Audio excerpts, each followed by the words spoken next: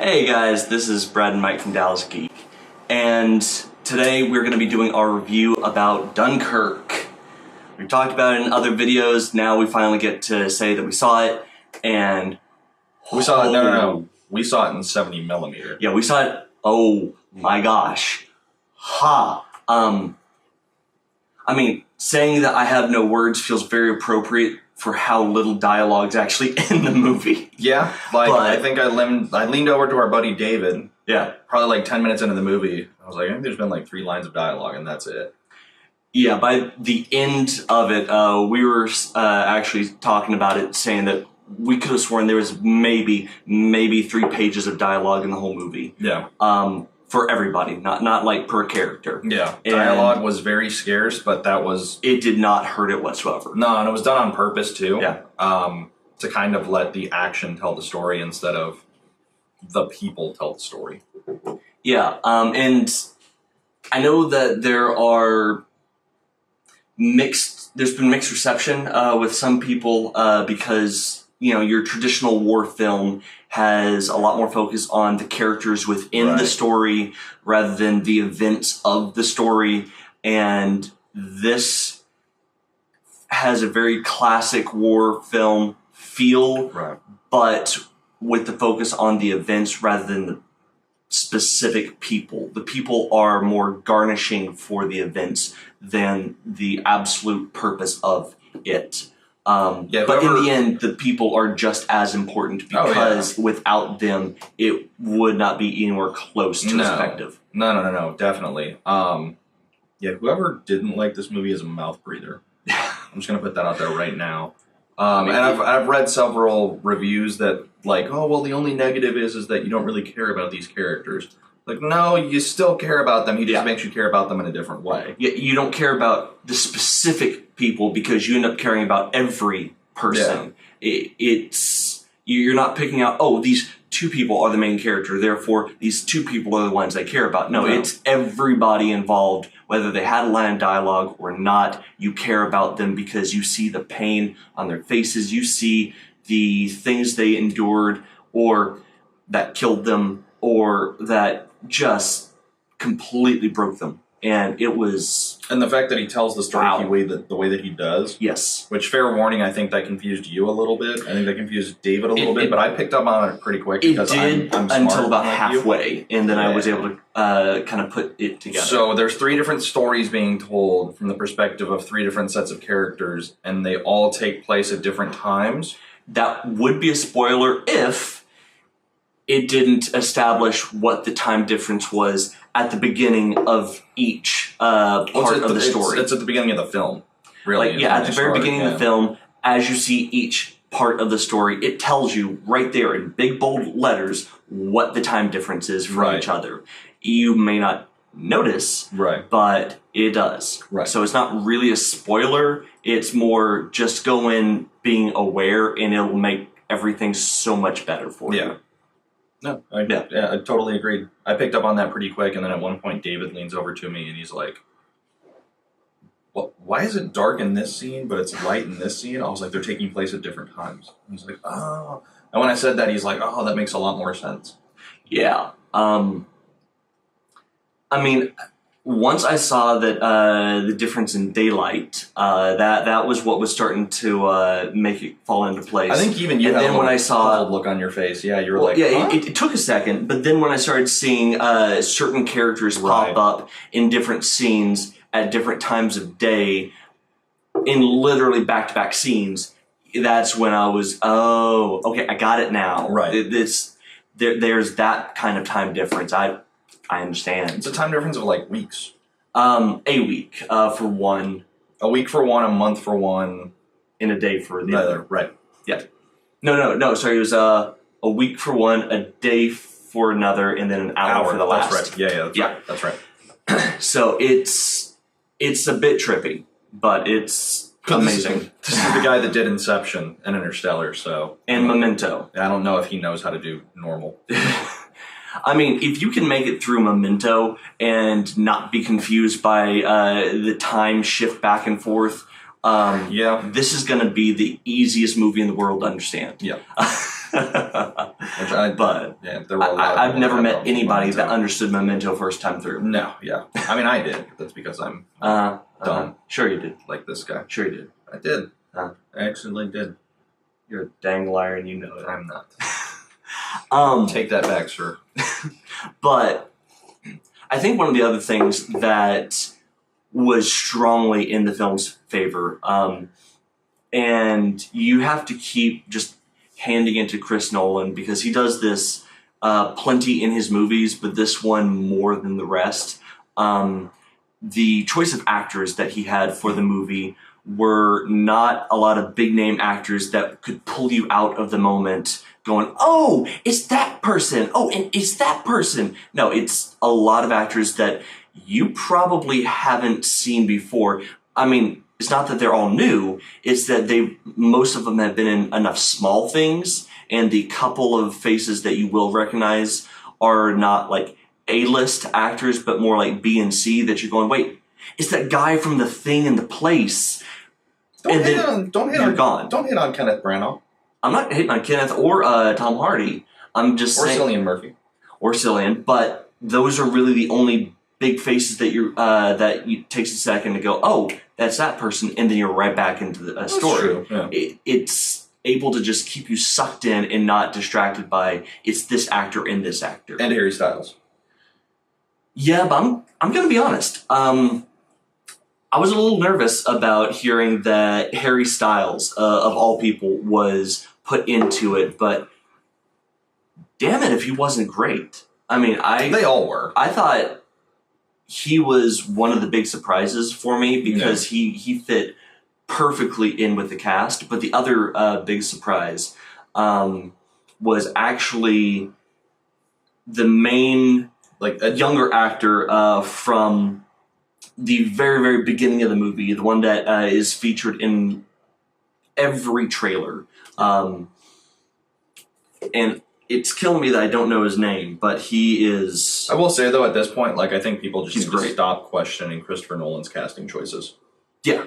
No, Christopher Nolan can pull some of the most out-of-left-field choices, and at this point, I'm going to trust him because he has yet to let me down with casting. No. Dude, he's yet to let me down, period, end of discussion. So while you do that... Yes, please. He brings back Hans Zimmer to work the score again, which, holy dear God, this better get an Oscar for Best Soundtrack. Yeah, or score. If Hans Zimmer does not win every possible award for his music, I mean, there is something seriously wrong. Sound editing was fantastic. Cinematography was amazing. David actually brought it up to us at one point that the pacing and the Fionn Whitehead. Yes. That's the main guy from the trailers. And yeah. He was great. He was amazing. He was fantastic. Yeah.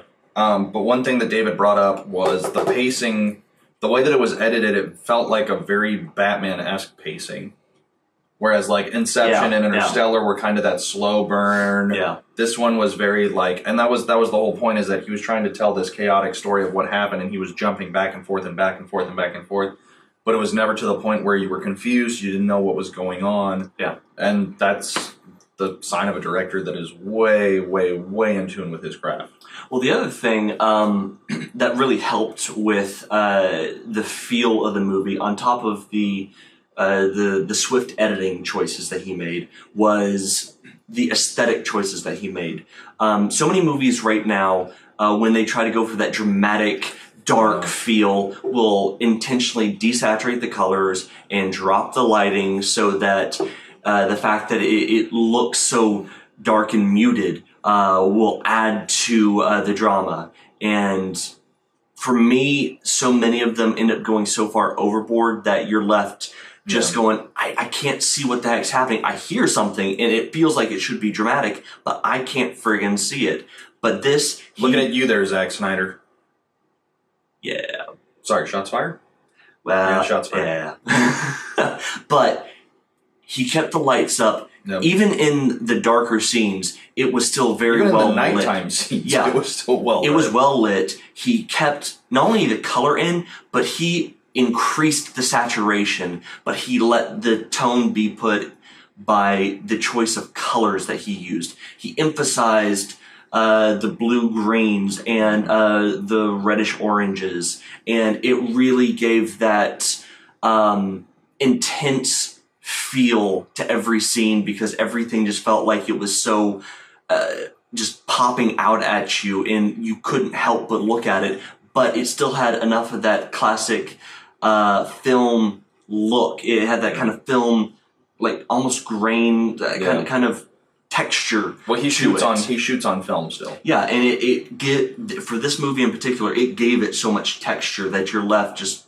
It felt so amazing. And then on top of that, man, hell, I just lost my train of thought. So the color scheme and everything like that, like that really helped to accentuate the fact that like this is very much an old school war movie. Yes. And like the A Bridge Too Far, like Where Eagles Dare, like even Saving Private Ryan, like this is an old school war epic. Yeah, there were several points in the movie, especially at the very, very beginning of it, and almost every scene that was actually at Dunkirk, that had a very much a feel of kind of Saving Private Ryan with a little bit of Enemy at the Gates. I'm about to say the opening of the movie where they're just running through the town getting shot at. Yeah. Oh my gosh. Like there's no words being said. They're just literally running for their lives, and it's just fire, fire, fire, fire. They're jumping over fences, more fire, more fire, more fire, more fire. Like it was intense. Yeah, and not a word is said during that entire stretch, and you're just left sucked into it. You don't know these characters, but you are on the same adrenaline ride as them trying to escape. Yeah, and it doesn't, it's funny because it was a PG-13 movie, and a buddy of mine was like, man, I was really kind of worried that they were going to soften up like the violence and everything like that. Really didn't. No. Like there's scenes where they're burying their buddies on the beach and taking their boots off because they need a new pair of boots, or like they're taking the dude's jacket. Like, it's just, there's scenes where bodies are just floating in the ocean. Yeah. It's like, oh, tide's coming back in. Well, how do you know? Because the bodies are floating back. And dudes are literally standing on the beach, like, pushing the bodies back out into the ocean. Yeah. Like, it didn't pull any punches. Well, I think the thing that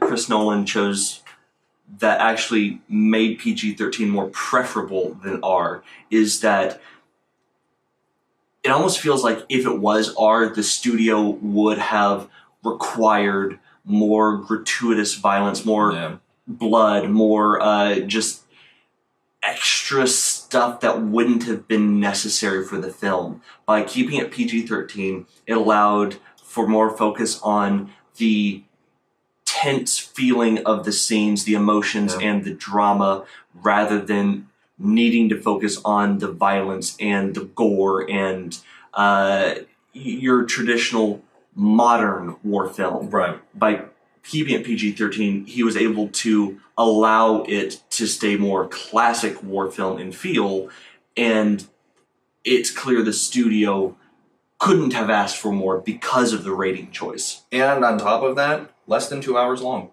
Yes, first one since Memento. Which is insane to think about, a war film being under 2 hours, a Christopher Nolan film being under 2 hours. Well, honestly, if it was longer than what it was, I feel like the lack of dialogue would have started to become more noticeable and more frustrating. But the fact that it cut off where it did, it kept it so concise and, plus, it was a specific vision, and it kept it right at that. It also fit better for the tone of the film, which was to show what happened to these guys. But more importantly, like the pacing that he wanted to set, like keeping it under 2 hours was perfect. Yes. Oh, yeah. And one more thing I will say, 90% of the special effects and the big action scenes and the big set pieces, practical effects. And it looked it. Yep. It looked it. It felt so tangible because of it. And I could not have been happier. No.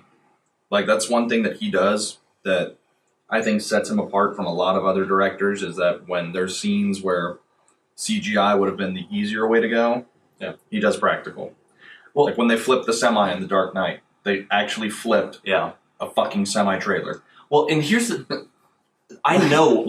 There's behind the scenes footage of them like, okay, so this is how we're gonna do it. And I'm like, they're about to flip a semi trailer. Well, I mean, I know that that in this movie there was some CGI. Yeah, there had to be because there are certain things they couldn't have done practically. However, you couldn't really tell where the line between CGI and practical was, right? Because it all just flowed into each other seamlessly. Well, like even then, like there were scenes that I guess it's not too much of a spoiler, but when they're on the beach and one of the Stukas does a bombing run. Yeah. And the dude gets hit with the bomb. Like, that ain't CGI. Like, that's a dummy that they rigged when the explosion hit to go flying off. You're just like, huh. Yeah. Like, that's what a body would look like if it... Huh. Yeah. Like, he doesn't... Like, that's one thing that I love about him, among many, many, many things.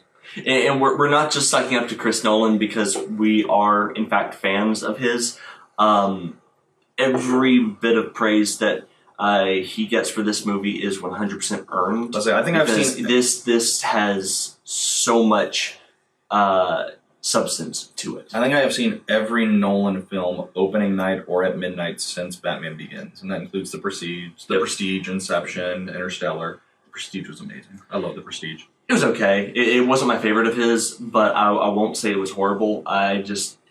It wasn't my favorite. It's because you're an awful human being. Hey, I'm one of the biggest Hugh Jackman fans around, and for me to say that that film was just all right, with him being one of the main focuses, that hurts me to say, but it was just all right. You make me sick sometimes. You really do. Talk to the people now. I'm done talking to you. So, that's about all we can say without trying to give too much away. Like, I will say one last thing. I don't even know if we could give too much away because this isn't the kind of movie that's easy to spoil because you just have to experience it. Yeah. Like, this was very much an Oscar movie. It'll just be very interesting to see what happens when award season rolls around. Yeah. Just because of when it was released, mainly because he loves his third weekend in July release. Yep. And a lot of other movies are going to come out between now and Oscars. Yeah. So I really do hope that they do like a re-release in November or something like that, just to kind of keep it in everybody's minds. But yeah, this was very much. I mean, it definitely was a story that he felt needed to be told. Yeah. But like more importantly, it was done justice because it was a director that's so good at what he does and had passion that he brought to the project. Yeah. That like I'm gonna see it more than once. Like I'll see it a couple of times. Yeah, for sure. Definitely. But no, this is very much like when you see this and you walk out, you're gonna get a feel of like those big epic war movies of past, and that's exactly what you should feel walking out of this theater. Yep. So I'm good. Well, obviously, for what we would, how we would rate this movie, it's highly recommend.